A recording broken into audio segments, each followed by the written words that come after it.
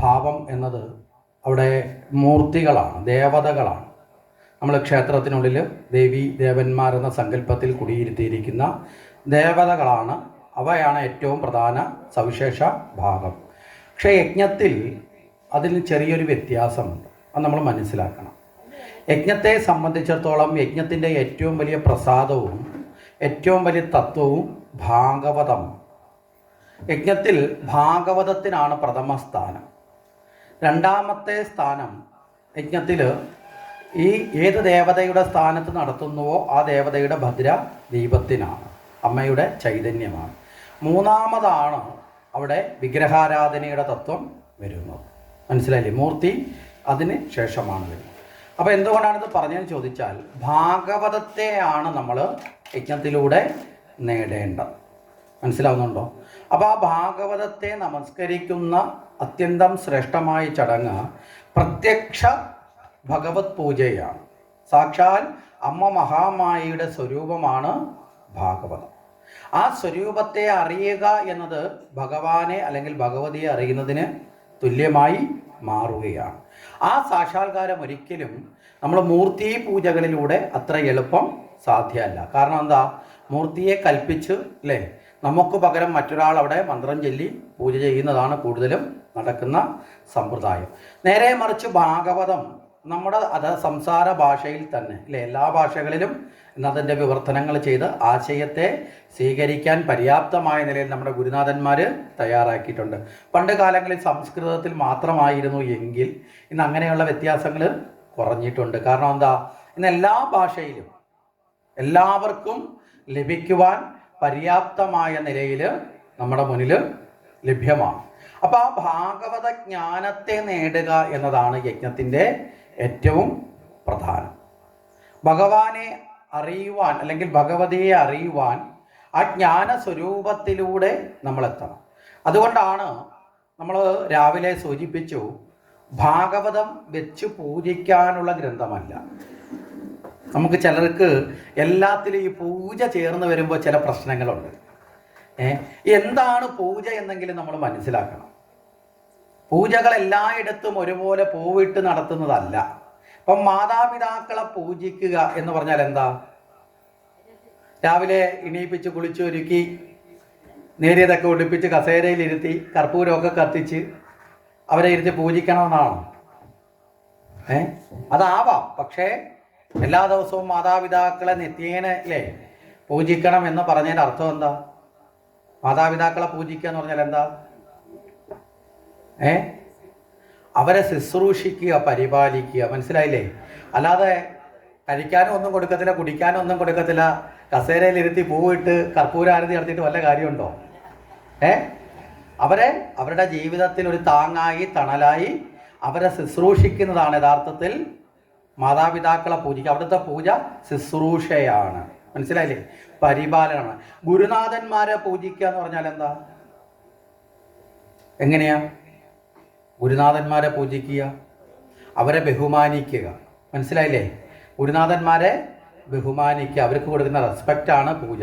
എല്ലാ ദിവസവും നമുക്ക് ഗുരുവിൻ്റെ കാലിൽ കൊണ്ട് പൂടാൻ പറ്റുമോ? നമ്മളതിന് വർഷത്തിലൊരിക്കൽ അതിൻ്റെ ഒരു മഹത്വത്തെ അറിയാൻ വേണ്ടിയില്ലേ ഗുരുപൂജാ ദിനം, ഗുരുപൂർണിമ, വ്യാസൻ്റെ ജന്മദിനമൊക്കെ നമ്മൾ ആഘോഷിക്കുന്നുണ്ട്. ബാക്കിയുള്ള ദിവസങ്ങളിൽ എന്ത് വേണം? അവരെ ബഹുമാനിക്കണം. മനസ്സിലാവുന്നുണ്ടോ? ഇങ്ങനെ പൂജകൾ വ്യത്യസ്തമാണ്. ഇവിടെ ഭാഗവതത്തെ പൂജിക്കുക എന്ന് പറഞ്ഞാൽ എങ്ങനെയാ ഭാഗവതത്തെ പൂജിക്കുക? വിഗ്രഹം വെച്ച കണക്ക് വെച്ചിട്ട് പൂജിക്കല്ല, വായിച്ചു മനസ്സിലാക്കുക. മനസ്സിലായില്ലേ? ഭാഗവതത്തെ പൂജിക്കുക. ഭാഗവതം ആയിക്കോട്ടെ, രാമായണം ആയിക്കോട്ടെ, സദ്ഗ്രന്ഥങ്ങളായിക്കോട്ടെ, ഭഗവത്ഗീത ആയിക്കോട്ടെ, ഇവയൊന്നും വെച്ച് അലുമാരിയിൽ വെച്ചിട്ടോ അല്ലെങ്കിൽ വിളക്കിന് മുമ്പിൽ വെച്ച് പൂവിട്ട് പൂജിക്കാനുള്ളത് അല്ല. പൂവിട്ട് പൂജിക്കാം, കുഴപ്പമില്ല. പക്ഷേ ആ പൂജിക്കുന്നതിനെ ഉൾക്കൊണ്ടില്ലെങ്കിൽ ആ പൂജ നിരർത്ഥകമാണ്. മനസ്സിലായില്ലേ? ആ വെറുതെ അത് അവിടെ വെച്ചിട്ട് അതിൻ്റെ മുകളിൽ പൂവിട്ടെന്ന് പറഞ്ഞാൽ അതിനകത്തുള്ള അറിവ് നമ്മുടെ തലയിൽ വരുമോ? സ്കൂളിൽ പഠിക്കുന്ന ഏതെങ്കിലും കുട്ടി പാഠപുസ്തകം തലേണയ്ക്ക് വരെ വെച്ചുകൊണ്ട് കിടന്ന് ഉറങ്ങിയെന്ന് പറഞ്ഞ് പരീക്ഷയ്ക്ക് ജയിക്കാറുണ്ടോ? ഉണ്ടോ? അവൻ ആ അറിവ് നേടാൻ സാധിക്കില്ല. പകരം അവൻ എന്ത് ചെയ്യണം? അത് പഠിച്ച് അല്ലേ, അത് വായിച്ച് മനസ്സിലാക്കി അതാണ് ചെയ്യേണ്ടത്. അതുപോലെയാണ് ഭാഗവതത്തെ പൂജിക്കുക എന്ന് പറയുന്നത്. അപ്പോൾ നിത്യവും ഭാഗവതത്തെ പൂജിക്കണം എന്ന് നമ്മുടെ ആചാര്യന്മാർ പറഞ്ഞിട്ടുണ്ട്. പക്ഷേ നമ്മളതിനെ എങ്ങനെ പൂജിക്കണമെന്ന് അറിയാത്തത് കൊണ്ട് പലരും ഇപ്പോൾ എന്ത് ചെയ്തിട്ടുണ്ട്, മേടിച്ച് പൂജാമുറിയിൽ ഭദ്രമാക്കി വെച്ചിട്ടുണ്ട്. ചിലരൊക്കെ ചില യജ്ഞശാലയിൽ ചെല്ലുമ്പം പറയും 10 വർഷമായി എൻ്റെ ഭാഗവതം ഇപ്പോഴും പുതിയതുപോലെയാണ്. കാരണം എന്താ, ഇന്ന് വരെ ഞാൻ തുറന്നു നോക്കിയിട്ടില്ല. എന്തൊരു അഭിമാനത്തോടെയാണെന്നറിയാമോ പറയണത്. 10 വർഷമായി ഇപ്പോഴും എൻ്റെ ഭാഗവതം ഒരു കേടുകൂടാതെ പുതിയതായിട്ടിരിക്കുക. അവരുടെ ധാരണ ഇത് അഴുക്ക് പറ്റാതിരിക്കട്ടെ, അഴുക്ക് പറ്റിക്കോട്ടെ, പേപ്പറിൽ അഴുക്ക് പറ്റിക്കോട്ടെ. കാരണം എന്താ, മനസ്സ് ശുദ്ധമായാൽ മതി. മനസ്സിലായില്ലേ? പേപ്പറിൽ മറിക്കുമ്പോഴും തൊടുമ്പോഴും എന്ത് പറ്റും, ചിലപ്പോൾ പേപ്പർ പൊടിയാം, ഇളവാം, ഇതൊക്കെ സംഭവിക്കാം. അപ്പോൾ പക്ഷേ മനസ്സ് ഇളക്കമില്ലാത്തതായി മാറാനും ശുദ്ധമായി മാറാനും ഭാഗവതത്തെ പഠിക്കലാണ് ഭാഗവതത്തെ പൂജിക്കൽ. പക്ഷെ വിഗ്രഹത്തെ എന്നെങ്ങനെയാണ്, അതിനെയാണ് പുഷ്പം കൊണ്ടും ദീപം കൊണ്ടും, മനസ്സിലാവുന്നുണ്ടോ, പൂജിക്കുന്നത്. അപ്പോൾ ഈ പൂജകളെ വ്യത്യസ്തമായ തലത്തിൽ കാണാൻ നമുക്ക് സാധിക്കണം. ചിലർ രാവിലെ ഭാഗവതത്തെ എന്നാൽ അവിടെ ഇരുന്ന് പൂജിച്ചോട്ടെ എന്ന് പറഞ്ഞു. മറ്റ് നമ്മൾ തന്നെ യജ്ഞത്തിൻ്റെ ഭാഗമായി ഭാഗവതത്തെ നമസ്കരിക്കുമ്പോൾ എല്ലാവരുടെ വീടുകളിലുമുള്ള ഗ്രന്ഥം കൊണ്ടുവരണം എന്ന് പറയുന്നതിൻ്റെ കാരണം, ഗ്രന്ഥം വരുമ്പോൾ ഗ്രന്ഥത്തിനോടൊപ്പം നമ്മളും വരികയും നമുക്ക് കിട്ടുന്ന സമയം, യജ്ഞശാലയിൽ ഇരിക്കുന്ന സമയത്തെങ്കിലും നമുക്ക് ആ ഗ്രന്ഥം എടുത്ത് ഏത് ഭാഗമാണോ വായിക്കുന്നത് ആ ഭാഗം ഒന്ന് തുറന്ന് ആ ഭാഗം വായിക്കുമ്പോൾ നമ്മളൊന്ന് കേട്ടുകൊണ്ടിരുന്ന ആ വരികളിലൂടെ ഒന്ന് നമ്മുടെ മനസ്സ് കടന്നു പോകുമ്പോൾ നമ്മുടെ കണ്ണ് വേറെ പലതിൻ്റെയും പുറകിൽ പോകില്ല. ഇല്ലെങ്കിൽ യജ്ഞശാലയിൽ വരുന്ന ആൾക്കാരുടെ പുറകിൽ നമ്മുടെ കണ്ണങ്ങ് പോവില്ലേ? നമ്മുടെ ശ്രദ്ധ പോകും. മനസ്സിലാവുന്നുണ്ടോ? വളരെ അപകടം പിടിച്ചൊരു സാധനം നമ്മുടെ ഉള്ളിലുണ്ട്. ഏറ്റവും അപകടം പിടിച്ച ഒരു സാധനം, മെരുങ്ങാത്ത ഒരു സാധനം, നമ്മളെ മെരുക്കിക്കൊണ്ട് നടക്കുന്ന ഒരു സാധനം, മനസ്സ്. ആ മനസ്സിനെ നിയന്ത്രിക്കുക എന്നതാണ് എല്ലാ ഈശ്വരാരാധനയുടെയും അടിസ്ഥാനം. അതിനെ നിയന്ത്രിക്കാൻ സാധിച്ചില്ല എങ്കിൽ അത് അതിന് ഇഷ്ടമുള്ള രീതിയിൽ നമ്മളെ എന്ത് ചെയ്യും, വികൃതമാക്കും. മനസ്സിലായില്ലേ? അതുകൊണ്ടാണ് മനോനിയന്ത്രണം ഉണ്ടാകണം. ഈശ്വരാരാധനയും വിഗ്രഹപൂജയൊക്കെ എന്തിനാണെന്ന് ചോദിച്ചാൽ മനസ്സിനെ നിയന്ത്രിക്കാനാണ്. കാരണം വിഗ്രഹം ഒരു രൂപം ഇരിക്കും, നമ്മൾ അതിലേക്ക് നോക്കി നിൽക്കും. അവിടെ മറ്റ് വിളക്കുകൾ, അല്ലേ, പൂമാലകൾ, അങ്ങനെയുള്ള അന്തരീക്ഷങ്ങൾ, മണിനാഥങ്ങൾ പൂജ ചെയ്യുമ്പോൾ നമ്മുടെ ശ്രദ്ധ അവിടെ തന്നെ നിൽക്കും. ആ കാര്യത്തിൽ മനസ്സ് ഇങ്ങനെ നിൽക്കുമ്പോൾ മനസ്സ് പുറമേയുള്ള വിഷയങ്ങളിലേക്ക് ഓടിപ്പോകാതെ ഇരിക്കും. ഈ മനോനിയന്ത്രണത്തിലേക്ക് വരാനാണ് നമ്മൾ പഠിക്കേണ്ടത്. മനസ്സിലാവുന്നുണ്ടോ? അതിനാണ് ക്ഷേത്രത്തിലൊക്കെ പൂജകളും ആരാധനകളും ഹോമങ്ങളും ഒക്കെ നമ്മുടെ പൂർവികർ നിലനിർത്തിയത്. കാരണം ഈ പ്രക്രിയ കാണുമ്പോൾ അവിടെ കാണുന്ന ആ പ്രവർത്തനത്തിലേക്ക് നമ്മുടെ മനസ്സവിടെ നിൽക്കും. അപ്പം മനസ്സ് പുറമേ ഉള്ള സഞ്ചാരം കുറയും. ഈ പുറമേ ഉള്ള സഞ്ചാരം കുറഞ്ഞാൽ അത്ര കണ്ട് നമ്മുടെ മനസ്സിനൊരു ശാന്തി കിട്ടും, ഉണർവ് കിട്ടും, ഉന്മേഷം കിട്ടും. നമ്മളെല്ലാവരും എല്ലാ ദിവസവും കിടന്ന് ഉറങ്ങിക്കഴിയുമ്പോൾ എണീക്കുമ്പോൾ നമുക്കൊരു മനസ്സിന് ആ സമയത്തൊരു ശാന്തി ഇല്ലേ യഥാർത്ഥത്തിൽ, അല്ലേ? എത്ര ടെൻഷൻ ആയിക്കോട്ടെ, നമ്മളൊന്ന് ഉറങ്ങി എണീക്കുമ്പോൾ ഒരു ശാന്തി ഉണ്ട്. എന്തുകൊണ്ടാണ് ഈ ശാന്തി കിട്ടുന്നത്? ഈ സമയത്ത് ഒരു ചിന്തയും ഇല്ല, ഉറക്കത്തിൽ പോത്തുപോലെ ഉറങ്ങി, നാടൻ ഭാഷയിൽ പറഞ്ഞല്ലേ.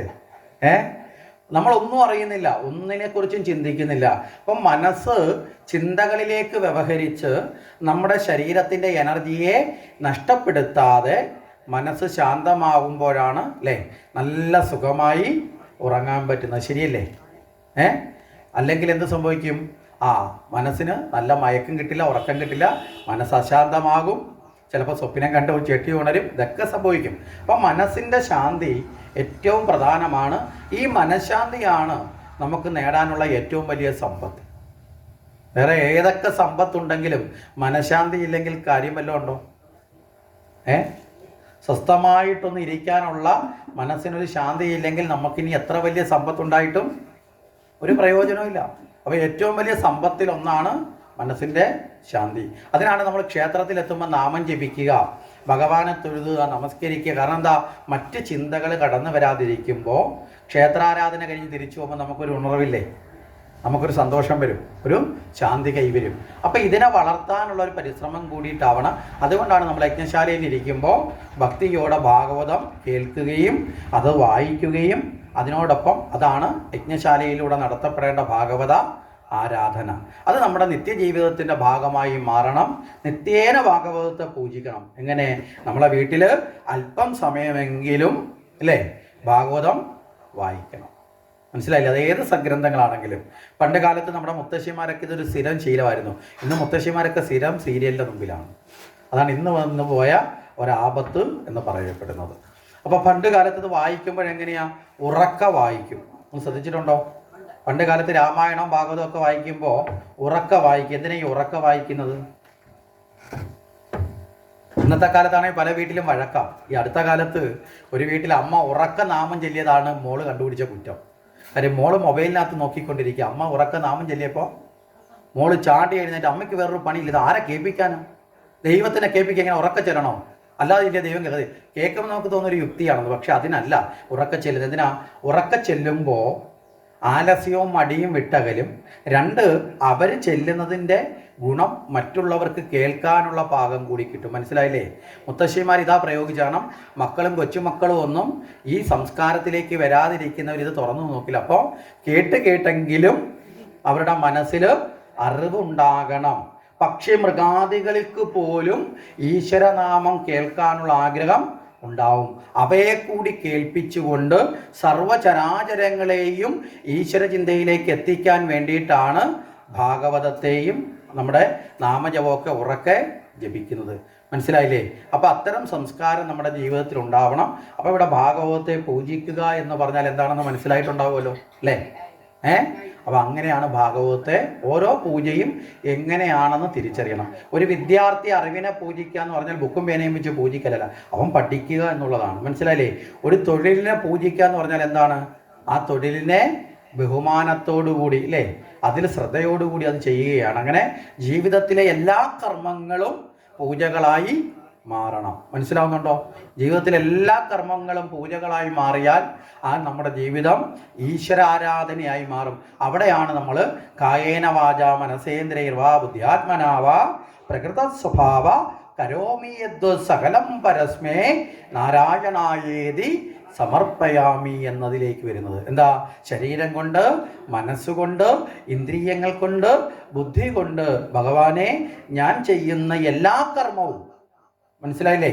രാവിലെയും വൈകിട്ടും പൂജാമുറിയിൽ നിന്ന് ചെയ്യുന്ന കർമ്മം മാത്രമല്ല, എല്ലാ കർമ്മവും, ഭക്ഷണം പാകം ചെയ്യുന്നതടക്കം, മുറ്റം തൂക്കുന്നതടക്കം, സ്നാനം നടത്തുന്നതടക്കം, മനസ്സിലായില്ലേ?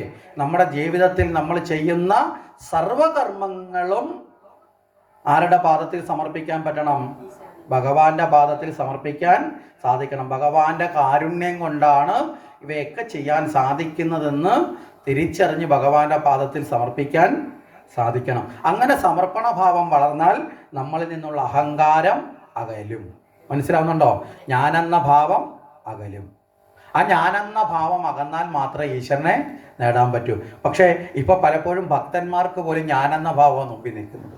ചില ആൾക്കാർ ക്ഷേത്രത്തിൽ വന്നാൽ ശ്രദ്ധിച്ചാൽ മനസ്സിലാവും, ഏറ്റവും മുമ്പിൽ കയറിയതിനെ തൊഴുകത്തുള്ളൂ. എന്താ കാര്യം? വേറെ ആരും കാണണ്ട, ഞാൻ കണ്ടാൽ മതി. മനസ്സിലായില്ലേ? അവരുടെ ധാരണ ഏറ്റവും മുമ്പിൽ നിന്നാൽ ഭഗവാന്റെ അനുഗ്രഹം കൂടുതൽ കിട്ടും എന്നുള്ളതാണ്. സത്യത്തിൽ അതൊക്കെ യഥാർത്ഥത്തിൽ നമ്മളിലെ ഞാനെന്ന ഭാവം കൊണ്ടാണ്. ആ ഭാവത്തെ കളഞ്ഞുകൊണ്ട് ഭഗവാനെ പ്രാർത്ഥിക്കാൻ നമുക്ക് സാധിക്കണം. അപ്പം ഞാനെന്ന ഭാവത്തെ അകറ്റാൻ, നമ്മളിലുള്ള വിനയഭാവത്തെ വർദ്ധിപ്പിക്കാൻ നമുക്ക് ശരിയായ നിലയിലുള്ള സമർപ്പണം, മനസ്സിലായില്ലേ? ഭഗവാന് സമർപ്പണം. സമർപ്പണത്തിന് തന്നെ വലിയ പ്രാധാന്യമുണ്ട്. നമ്മൾ യജ്ഞത്തിലുടനീളം നമ്മളിവിടെ പറഞ്ഞു, ഈ ഭഗവാനെ പൂജിക്കാനുള്ള പുഷ്പം സമർപ്പിക്കണം, പൂജാദ്രവ്യങ്ങൾ, അന്നദാനത്തിന് വേണ്ടിയിട്ടുള്ളത്, അല്ലാതെയുള്ള നമ്മുടെ പറസമർപ്പണം. ഇതെങ്ങനെ? യജ്ഞം എന്ന് പറഞ്ഞാൽ ഒരു സമർപ്പണത്തിൻ്റെ പ്രതീകമാണ്. എങ്ങനെയാണ് സമർപ്പണത്തിന് ഇത്രയും പ്രാധാന്യം എന്ന് ചോദിച്ചാൽ, സമർപ്പിക്കപ്പെടുമ്പോൾ മനസ്സിലായില്ലേ, നമ്മൾ ഭഗവാനിലേക്ക് ചേരും. നമ്മളുടെ കയ്യിലുള്ള വിലപിടിപ്പുള്ളതിനെയല്ലേ നമ്മൾ സമർപ്പിക്കുന്നത്, അല്ലേ? ആണോ അല്ലയോ? മനസ്സിലായില്ലേ? അപ്പോൾ അത്രയും ഇഷ്ടമുള്ളതിനോടല്ലേ നമുക്ക് മൂല്യമുള്ളത് സമർപ്പിക്കാൻ പറ്റൂ. നമുക്ക് ഏറ്റവും ഇഷ്ടമുള്ളവർക്കല്ലേ നമ്മൾ വിലപിടിപ്പുള്ളത് കൊടുക്കുന്നത്? അതോ ഇഷ്ടമില്ലാത്തത് കൊടുക്കുമോ? ഇല്ല. അപ്പോൾ ഇഷ്ടമുള്ള, അപ്പോൾ ഭഗവാനോടുള്ള ഇഷ്ടം വർദ്ധിപ്പിക്കാൻ, അതുകൊണ്ടാണ് നമ്മുടെയൊക്കെ ആരാധനകളിൽ, ക്ഷേത്രങ്ങളിലൊക്കെ മറ്റൊരു സ്ഥലത്തും ഇല്ലാത്തതുപോലെ വഴിപാടുകൾ, അർച്ചനകൾ, സമർപ്പണം, അല്ലേ? വേറെ എവിടെയെങ്കിലും ഇങ്ങനെയുണ്ടോ? ഇല്ല. നമ്മുടെ ക്ഷേത്രങ്ങളിൽ ഇപ്പോൾ ചിലർ പറയും ക്ഷേത്രത്തിൽ പോയി കഴിഞ്ഞാൽ ഫുള്ള് പൂജയും സമർപ്പണമാണ്, അർച്ചനകളും വഴിപാടുകളും. വേറെ ഒരിടത്തും വേറെ ആരാധനാലയങ്ങളൊന്നും അങ്ങനെ കാണാൻ സാധിക്കില്ല. എന്താ കാരണം? നമ്മുടെ ഏറ്റവും പ്രാധാന്യം എന്ന് പറയുന്നത് ഭഗവാനിലേക്ക് എത്തിച്ചേരാനാണ്, ഭഗവാനിലേക്ക് അടുക്കാനാണ്. അപ്പോൾ അവിടെ ആ സമർപ്പണം വർദ്ധിച്ചു വരണം. എങ്ങനെയുള്ള സമർപ്പണമാണ് ഏറ്റവും പ്രധാനം എന്ന് നമ്മൾ ചിന്തിച്ചാൽ ഒരു ചെറിയ കഥ നമുക്ക് പുറത്തുനിന്ന് പറഞ്ഞുകൊണ്ട് നമുക്ക് ഭാഗവത്തിലേക്ക് പ്രവേശിക്കാം. ഒരിക്കൽ ഒരു ഗ്രാമത്തിൽ ശ്രീബുദ്ധൻ വന്നിരുന്നു. അപ്പോൾ ആ ശ്രീബുദ്ധൻ, നമുക്കൊക്കെ പേര് അറിയാമല്ലോ ശ്രീബുദ്ധനെ. അദ്ദേഹം വന്ന സമയത്ത് ആ ഗ്രാമത്തിൽ എല്ലാവരും അറിഞ്ഞു നമ്മുടെ ഗ്രാമത്തിൽ ആര് വന്നിരിക്കുന്നു? ബുദ്ധൻ വന്നിരിക്കുന്നു. അത്രയും ശ്രേഷ്ഠനായ ബുദ്ധൻ നമ്മുടെ ഗ്രാമത്തിൽ വരുമ്പോൾ അദ്ദേഹത്തിനെ കണ്ട് നമസ്കരിക്കുക എന്നത് വലിയൊരു പുണ്യമാണ്. അങ്ങനെ ആ ഗ്രാമത്തിലുള്ള ആബാലവൃദ്ധം ജനങ്ങളും ബുദ്ധനെ കാണാൻ വേണ്ടി പോവാൻ തയ്യാറായി. ഇവരെല്ലാവരും അവരുടെ യഥാശക്തി അവരുടെ കൈകളിലുള്ള വിഭവങ്ങളൊക്കെ എന്ത് ചെയ്തു? ബുദ്ധന് സമർപ്പിക്കാൻ വേണ്ടി എടുത്തു. ചിലർ സ്വർണ്ണ നാണയങ്ങളെടുത്തു, ചിലരല്ലാതുള്ള ധനങ്ങളെടുത്തു, ചിലർ ആഭരണങ്ങളെടുത്തു, ചിലർ വസ്ത്രങ്ങളെടുത്തു, ചിലർ നല്ല പഴങ്ങളും കായ്കനികളും എടുത്തു, ചിലർ ധാന്യങ്ങളെടുത്തു. മനസ്സിലായില്ലേ? അങ്ങനെ അവരവർക്ക് സാധിക്കുന്ന പല വിഭവങ്ങൾ ഇവരെല്ലാം ശേഖരിച്ചുകൊണ്ട് എവിടേക്ക് പോവുകയാണ്? ബുദ്ധനെ കാണാൻ പോവുകയാണ്. ബുദ്ധനാവട്ടെ ആ ഗ്രാമത്തിലൊരു ആലിൻ്റെ തറയിലാണ് വന്ന് അദ്ദേഹത്തിൻ്റെ ശിഷ്യന്മാരോടൊപ്പം വന്ന് ഇരിക്കുന്നത്. അങ്ങനെ ഇവരെല്ലാവരും കൂടി അവിടേക്ക് പോകുന്ന സമയത്ത് വഴിയിലിരുന്ന ഒരു യാചകൻ ഇത് കണ്ടു. ഈ യാചകനാകട്ടെ 3-4 ദിവസമായി പട്ടിണിയാണ്. അങ്ങനെ 3-4 ദിവസമായി പട്ടിണി കിടന്ന യാചകന് അന്ന് പ്രഭാതത്തിൽ ഒരു കർഷകൻ തൻ്റെ വയലിൽ വിളഞ്ഞ ഒരു തണ്ണിമത്തങ്ങ പറിച്ചു കൊടുത്തു ഭക്ഷണമായിട്ട്. വിശക്കുന്നു എന്ന് പറഞ്ഞപ്പോൾ പറിച്ചു കൊടുത്തു. ഈ തണ്ണിമത്തങ്ങ പൊട്ടിച്ച് അതിൻ്റെ കുറേ ഭാഗം കടിച്ചു തിന്നുകൊണ്ടിരിക്കുമ്പോഴാണ് ഈ യാചകൻ നോക്കുമ്പോൾ എല്ലാവരും നടന്ന് ഇങ്ങനെ പോകുന്നു. അവരോട് ചോദിച്ചു, എവിടെ പോകുന്നു? ബുദ്ധൻ വന്നിട്ടുണ്ട്, ബുദ്ധനെ കാണാൻ പോകുന്നു. അപ്പോൾ നിങ്ങളുടെ കയ്യിൽ എന്താ? അത് ബുദ്ധൻ്റെ മുമ്പിൽ സമർപ്പിക്കാനുള്ളതാണ് എന്നൊക്കെ പറഞ്ഞു. അപ്പോൾ ഇതെല്ലാവരും ഇങ്ങനെ പോകുന്ന കണ്ടപ്പോൾ ഈ യാചകനും ഒരാഗ്രഹം, ബുദ്ധനെ ഒന്ന് കണ്ടാൽ കൊള്ളാം. മനസ്സിലായില്ലേ? തൻ്റെ ദുഃഖങ്ങളൊക്കെ തീരാൻ ബുദ്ധനെ ഒന്ന് കണ്ടാൽ കൊള്ളാം എന്നൊരാഗ്രഹത്തോടു കൂടി ഈ യാചകൻ എന്ത് ചെയ്തു? ഈ ആകെ കിട്ടിയ തണ്ണിമത്തം കളയാനും വയ്യ, അത് ഉപേക്ഷിക്കാൻ വയ്യാത്തതുകൊണ്ട് അത് കയ്യിൽ പിടിച്ചുകൊണ്ട് നേരെ എവിടേക്ക് പോയി? ഇവരെ ഒപ്പം പുറകിൽ ഇങ്ങനെ നടന്ന് ബുദ്ധൻ ഇരിക്കുന്ന സ്ഥലത്ത് ചെന്നു. പക്ഷെ ബുദ്ധൻ ഇരിക്കുന്ന സ്ഥലത്ത് ചെന്നപ്പോൾ ബുദ്ധൻ്റെ അടുത്തേക്ക് പോകാൻ ഇദ്ദേഹത്തിനൊരു മടി. കാരണം മറ്റുള്ളവരൊക്കെ നല്ല വസ്ത്രങ്ങളൊക്കെ ധരിച്ച് കുളിച്ച് വൃത്തിയായി, മനസ്സിലായില്ലേ? അവരെല്ലാവരും ഇങ്ങനെ വന്ന് ഓരോന്നും വെച്ച് നമസ്കരിച്ച് ബുദ്ധനെ നമസ്കരിച്ച് ബുദ്ധൻ്റെ അനുഗ്രഹമൊക്കെ വാങ്ങിയിട്ട് അവരിങ്ങനെ അതിനടുത്തായിട്ട് തന്നെ ഇരുന്ന് ബുദ്ധൻ പറയുന്നതൊക്കെ കേട്ടുകൊണ്ടിരിക്കുക. ഈ യാചകൻ മാത്രം ആ മൈതാനത്തിൻ്റെ ദൂരെയുള്ളൊരു മരത്തിൻ്റെ ചുവട്ടിൽ ഇങ്ങനെ ചാരി ഇങ്ങനെ നിന്ന് ബുദ്ധനെ നോക്കിക്കൊണ്ട് കണ്ണിങ്ങനെ നിറയുന്നുണ്ട്. എന്താ കാരണം? ബുദ്ധൻ്റെ അടുത്തേക്ക് പോകാൻ പറ്റുന്നില്ലല്ലോ. കാരണം തൻ്റെ വസ്ത്രങ്ങളൊക്കെ മുഷിഞ്ഞതാണ്, പലയിടത്തും കീറിയിട്ടുണ്ട്. ചിലപ്പോൾ താൻ അങ്ങോട്ട് ചെന്നാൽ അവിടെ ഇരിക്കുന്നവരെല്ലാം കൂടെ തന്നെ ആട്ടി ഓട്ടിക്കുമോ? മനസ്സിലായില്ലേ? വൃത്തിയില്ലാതൊക്കെ വന്നു എന്നൊക്കെ പറഞ്ഞ് ദൂരേക്ക് ആട്ടി അകറ്റുമോ എന്നുള്ള വിഷമത്തോടു കൂടി ഇയാളിങ്ങനെ നിൽക്കുകയാണ്. അങ്ങനെ നിൽക്കുന്ന സമയത്ത് ബുദ്ധൻ ഇത് കണ്ടിട്ട് ബുദ്ധൻ കയ്യാട്ടി വിളിച്ചു. അടുത്തേക്ക് വരാൻ ബുദ്ധൻ പറഞ്ഞു. അതുകൊണ്ട് ഇദ്ദേഹം പതുക്കെ അടുത്തേക്ക് ചെന്നു. മറ്റാർക്കൊന്നും എതിർക്കാൻ പറ്റില്ല. വിളിച്ചതാരാ? ബുദ്ധൻ തന്നെയാണ്. അങ്ങനെ ഇദ്ദേഹം അടുത്തേക്ക് ചെന്ന് അടുത്തെത്തുമ്പോഴാണ് ഇദ്ദേഹത്തിൻ്റെ മനസ്സിലൊരു തോന്നല്, എല്ലാവരും എന്തെങ്കിലും കൊടുത്തല്ലോ. വന്നവരെല്ലാവരും എന്തെങ്കിലും ഒരെണ്ണം, ഒരു പൂവോ പഴമോ ഒരു നാണയമോ അല്ലെങ്കിൽ എന്നുണ്ടെങ്കിൽ ഒരു വസ്ത്രമോ കൊടുക്കാത്ത ആരും ഇല്ല. എല്ലാവരും കൊടുത്തിരിക്കുന്ന വസ്തുക്കൾ ഇങ്ങനെ അവിടെ ഒരു ചെറു കുന്നുപോലെ ബുദ്ധൻ്റെ മുമ്പിൽ ഇങ്ങനെ കൂടി ഇരിപ്പുണ്ട്. താൻ മാത്രം ഒന്നും കൊടുക്കാതെ എങ്ങനെയാണ് നമസ്കരിക്കുന്നത്? ഇദ്ദേഹം എന്ത് ചെയ്തു? ഈ കടിച്ച് ഭക്ഷിച്ച തണ്ണിമത്തങ്ങ എടുത്ത് ബുദ്ധൻ്റെ പാദത്തിലേക്ക് വെച്ചിട്ട് പെട്ടെന്ന് നമസ്കരിച്ചു. കണ്ടു നിന്നവർക്കൊക്കെ കുറേ പേർക്ക് ദേഷ്യം വന്നു. എടാ, ഈ യാചകൻ വൃത്തിയില്ലാതെ വന്നവൻ, അവൻ കടിച്ചതിൻ്റെ ബാക്കി ബുദ്ധൻ്റെ മുമ്പിൽ ഗുരുവിൻ്റെ മുന്നിൽ വെച്ചിരിക്കുന്നു എന്നൊക്കെ സങ്കല്പിച്ചു. ബുദ്ധൻ ഇതൊന്നും നോക്കാതെ ബുദ്ധൻ അദ്ദേഹത്തെ അനുഗ്രഹിച്ചു. ബുദ്ധൻ വീണ്ടും തൻ്റെ പ്രഭാഷണമൊക്കെ തുടർന്നു. കുറേ കഴിഞ്ഞപ്പോൾ ഇതെല്ലാം നിർത്തിയിട്ട് ബുദ്ധൻ ആ വന്ന സമ്പത്ത് അവിടെയുള്ള സാധാരണക്കാർക്ക് തിരിച്ച് വിതരണം ചെയ്തു. മനസ്സിലായില്ലേ? ഒന്നും കൊണ്ടുപോകാനുള്ളതല്ല, തനിക്ക് കിട്ടുന്നതൊക്കെ ഉള്ളവർ കൊടുത്തതെല്ലാം ഇല്ലാത്തവനും വിതരണം ചെയ്ത് എല്ലാവർക്കും വിതരണം ചെയ്തിട്ടാണ് ബുദ്ധൻ പോകുന്നത്. അങ്ങനെ ബുദ്ധൻ ഇതെല്ലാവർക്കും വേണ്ടി വിതരണം ചെയ്യാൻ തുടങ്ങി. ഇത് വിതരണം ചെയ്തപ്പോൾ അവിടെ ഇരുന്ന എല്ലാ സാധനങ്ങളും ശിഷ്യന്മാരെടുത്ത് ഓരോരുത്തരുടെ ആവശ്യം അനുസരിച്ചും അവസ്ഥയ്ക്കനുസരിച്ചും അവർക്ക് ഭക്ഷണമായിട്ട് പഴങ്ങൾ കൊടുത്തു, അല്ലാതെ ഉള്ള തരത്തിലുള്ള വസ്ത്രങ്ങളില്ലാത്തവർക്ക് വസ്ത്രങ്ങൾ കൊടുത്തു, ധനമില്ലാത്തവർക്ക് ധനം കൊടുത്തു, ധാന്യം കൊടുത്തു, ഇതെല്ലാം കൊടുത്തു. ഈ തണ്ണിമത്തം മാത്രം അവിടെ അവശേഷിച്ചു. കാരണം എന്താ? കടിച്ചതിൻ്റെ ബാക്കി ആർക്കെങ്കിലും കൊടുക്കാൻ പറ്റുമോ? സാധിക്കുമോ? ഒരിക്കലും പറ്റില്ല. അത് മാത്രം അവിടെ ഇരുന്നു. ബുദ്ധൻ തൻ്റെ ശിഷ്യന്മാരോട് പറഞ്ഞു, അതിങ്ങെടുക്കാൻ പറഞ്ഞു. അതെടുത്തിട്ട് ബുദ്ധൻ അതിൽ നിന്നൊരു കഷ്ണം പൊട്ടിച്ച് ബുദ്ധൻ കഴിക്കാൻ തുടങ്ങി. ശിഷ്യന്മാർ അത്ഭുതത്തോടെ നോക്കിയിരുന്നു. ബുദ്ധൻ മറ്റുള്ളവരോട് പറഞ്ഞു, നിങ്ങളും കഴിക്കുക, ഇന്നത്തെ നമ്മുടെ അന്നം ഇതാണ്, മനസ്സിലായില്ലേ എന്ന് പറഞ്ഞുകൊണ്ട് ഈ നേരത്തെ അന്നം ഇതാണെന്ന് പറഞ്ഞ് ശിഷ്യന്മാരുൾപ്പെടെ ഗുരു ഭക്ഷിച്ചതോടുകൂടി ഈ തണ്ണിമത്തനും കഴിച്ചു. ഇതിലൊരാൾ ബുദ്ധനോട് ചോദിച്ചു, ഭഗവാനെ, അങ്ങക്ക് എത്രയോ നല്ല മധുരമുള്ള പഴങ്ങൾ, ആപ്പിളും അങ്ങനെയുള്ള പഴങ്ങളും ഒക്കെ തന്നെ ഓരോ ആൾക്കാർ അവരവർ കൃഷി ചെയ്തത് വരെ കൊണ്ടുവന്ന് അങ്ങക്ക് നൽകി. അവയൊന്നും സ്വീകരിക്കാതെ അങ്ങ് എന്തിനാണ് ഈ യാചകൻ കടിച്ച തണ്ണിമത്തങ്ങ അങ്ങ് ചെയ്യുന്നുണ്ടെങ്കിൽ അതിലൊരു കാരണം കാണും. കാരണം മഹാത്മാക്കൾ ഏതൊരു കാര്യം ചെയ്താലും അതിൻ്റെ പുറകിലൊരു ഒരു കാരണം ഉണ്ടാവും. എന്തിനാണ് അങ്ങ് ഇങ്ങനെയുള്ള ഈ തണ്ണിമത്തങ്ങ എടുത്ത് ഭക്ഷിച്ചത് ചോദിച്ചാൽ ബുദ്ധൻ പറഞ്ഞു, മറ്റുള്ളവരൊക്കെ ഉള്ളതിൻ്റെ ഒരു ഭാഗമാണ് എൻ്റെ മുമ്പിൽ വെച്ചത്, ഈ യാചകനോ ഉള്ളത് മുഴുവൻ സമർപ്പിച്ചു. മനസ്സിലായില്ലേ? മറ്റുള്ളവർക്കൊക്കെ അവർക്ക് ജീവിക്കാനുള്ളത് മുഴുവൻ മാറ്റിവെച്ച് ഭാവിയിൽ ജീവിക്കാനുള്ളത് മാറ്റിവെച്ച്, മനസ്സിലായില്ലേ? ചില ഭക്തന്മാർ അമ്പലത്തിൽ പോകുമ്പോൾ കണ്ടിട്ടില്ലേ, പേഴ്സൊക്കെ തുറന്നു നോക്കിയിട്ട് ഏറ്റവും ചെറുത് കണ്ടുപിടിക്കും. എന്തിനാ? സമർപ്പിക്കാൻ. വലുത് വേണ്ട. അങ്ങനെ വലുതും ചെറുതെന്ന അർത്ഥത്തിലല്ല പറഞ്ഞത്, അങ്ങനെ സമർപ്പിക്കണം എന്നുള്ള അർത്ഥത്തിലല്ല. ഓരോ ചെറുതാണെങ്കിലും മനസ്സ് നിറഞ്ഞ് സമർപ്പിച്ചാൽ അത് വലുത് തന്നെയാണ്. സമർപ്പിക്കുന്നതിൻ്റെ എണ്ണത്തിനല്ല, സമർപ്പിക്കുന്ന മനസ്സിനാണ് പ്രധാനം. ഈ യാചകനാകട്ടെ ഇത് സമർപ്പിച്ചപ്പോൾ അദ്ദേഹത്തിന് ആകെ ഉണ്ടായിരുന്നതെന്ന് മാത്രമല്ല, ഇത് സമർപ്പിച്ചാൽ തന്നെ എന്തെങ്കിലും ദോഷമുണ്ടെന്ന് പേടിച്ചിരുന്ന ആളാണ്. പക്ഷെ ഇത് സമർപ്പിച്ചു. ആ സമർപ്പണത്തെ ബുദ്ധൻ, ഇങ്ങനെയുള്ള സമർപ്പണമാണ് നമുക്ക് ഭഗവാന്റെ മുന്നിൽ ചെയ്യാനുള്ള അവസ്ഥയിലേക്ക് നമ്മൾ എത്തേണ്ടത്. മനസ്സിലാവുന്നുണ്ടോ? അങ്ങനെയുള്ള സമർപ്പണം നമുക്ക് ഭഗവാന്റെ മുന്നിൽ നമുക്ക് എപ്പോൾ ചെയ്യാൻ സാധിക്കുന്നുവോ ആ സമയത്ത് ഭഗവാന്റെ അനുഗ്രഹം, ആ മുഴുവൻ സമർപ്പിച്ചവരിൽ ഏറ്റവും അനുഗ്രഹം ലഭിച്ചത് ആർക്കാ? ആ യാചകനാണ്. മനസ്സിലായില്ലേ? അദ്ദേഹം കൊടുത്തതാണ് അവിടെ ഭഗവാൻ സ്വീകരിച്ചത്. അതുപോലെയുള്ള സമർപ്പണം, മനസ്സ് നിറഞ്ഞുള്ള സമർപ്പണം, അത്തരത്തിലുള്ള സമർപ്പണത്തെ നമ്മളിലേക്ക് ശീലമാക്കാനാണ് നമ്മുടെ യജ്ഞത്തിലായാലും ക്ഷേത്രത്തിലായാലും, മനസ്സിലായില്ലേ, അർച്ചനകളും വഴിപാടുകളും സമർപ്പണങ്ങളും ഒക്കെ വരുന്നത്. ഈ സമർപ്പണങ്ങൾ നമുക്ക് ചെയ്യാൻ സാധിക്കണം. നമ്മുടെ വീടുകളിലൊക്കെ നിൽക്കുന്ന പൂക്കൾ നമ്മൾ ഇറുത്ത് നമ്മൾ ക്ഷേത്രത്തിലേക്ക് വരുമ്പോൾ അത് കൊണ്ടുവന്ന് ഭഗവാന്റെ മുന്നിൽ യജ്ഞശാലയിലുമൊക്കെ സമർപ്പിക്കുമ്പോൾ അത് ഇറുക്കുന്ന സമയത്ത് തൊട്ട് നമ്മുടെ മനസ്സ് ആരോട് അടുത്ത് തുടങ്ങും? ഭഗവാനോട് അടുത്ത് തുടങ്ങും. മനസ്സിലായില്ലേ? അത് ഇറുത്ത് അതെടുത്ത് അത് ഒരു മാലയായിട്ട് കെട്ടുകയാണെങ്കിലോ, ഓരോ മാല കെട്ടുമ്പോഴും ഓരോ കെട്ടിടുമ്പോഴും ഓരോ നാമം ജപിച്ചാൽ ഏറ്റവും കുറഞ്ഞൊരു 100 150 നാമം വീട്ടിൽ ഇരുന്ന് തന്നെ ജപിക്കാം. മനസ്സിലായില്ലേ? പിന്നെ അത് കയ്യിൽ പിടിച്ചുകൊണ്ട് വരുമ്പോൾ നമ്മുടെ മനസ്സ് ഭഗവാനിലേക്ക് ഒഴുകും. അങ്ങനെ കൊണ്ടുവന്നത് സമർപ്പിക്കുമ്പോൾ അതൊന്ന് ചാർത്തി കാണുമ്പോൾ നമ്മുടെ കണ്ണ് നിറയും. മനസ്സിലാവുന്നുണ്ടോ? അപ്പം നമ്മുടെ ഉള്ള് ശുദ്ധമായി നമ്മളിലുള്ള മാറ്റം, അപ്പം അത് അത്തരത്തിലുള്ള സമർപ്പണങ്ങൾ കൊണ്ട് നമ്മുടെ യജ്ഞം സമ്പുഷ്ടമാകാൻ എല്ലാ സജ്ജനങ്ങളുടെയും സാന്നിധ്യം, എല്ലാ സജ്ജനങ്ങളുടെയും പരിശ്രമം ഉണ്ടാകണം എന്ന് സൂചിപ്പിക്കുകയാണ്.